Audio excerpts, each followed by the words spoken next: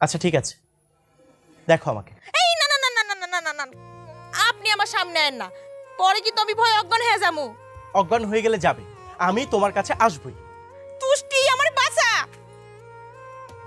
এই ভাই এই দূরে থেকে কথা কন, বিয়ার পরে সব কথা কইন। বিয়ের পরে? হাহ, তোমার বোনের যে লজ্জা, বিয়ে হবে বলে তো মনে হচ্ছে না। বিয়া তো হইবই, গতকালকে রাত্রেবেলা আব্বা পরে ফোন দিয়া খুব বকছে। বকেছে? আহারে, বকা খেয়েছে। আই মিয়া, তোমার লেগা আব্বা আমারে বকা দিছে, আর একটু কিছু দুল্লাপাল্লা কিছু করো তাইলে কিন্তু তোমার আমি ছাড়বো না। বাহ, মাশাআল্লাহ, এই না হলে আমার বউ।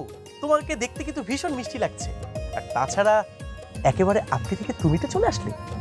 ভালোই ভালোই আন থেকে চইলা যাও। শোনো সুন্দরী, এই জিসান তোমাকে না নিয়ে ঢাকা ফিরে যাচ্ছে না। ও, ঢাকা ফিরতেছো না? ঠিক আছে বুঝছি, পিটানি না খাইলে তোমার শিক্ষা হইব না। তাই নাকি? আমি তো পিটানি তোমার কাছ থেকে খেতেই চাই। সুন্দরী, এই ফুলগুলো নিয়ে আমার ভালোবাসাটাকে অ্যাকসেপ্ট করে নাও। আমি তোমাকে ভালোবাসি। I love you, I love you so much. আমি তো তোমাকে বিয়ে করতে চাই, তোমাকে আমার বউ হিসেবে সারা জীবন চাই।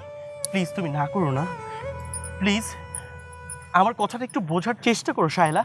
আমি আমার হাত ছাড়ো, হাত ছাড়ো। আমগর এলাকার মায়ের ডিস্টার্ব করছ কেন? একটা সাহস কম না? এই আরে আপনার আগে আমার কথাটা শুনেন। আরে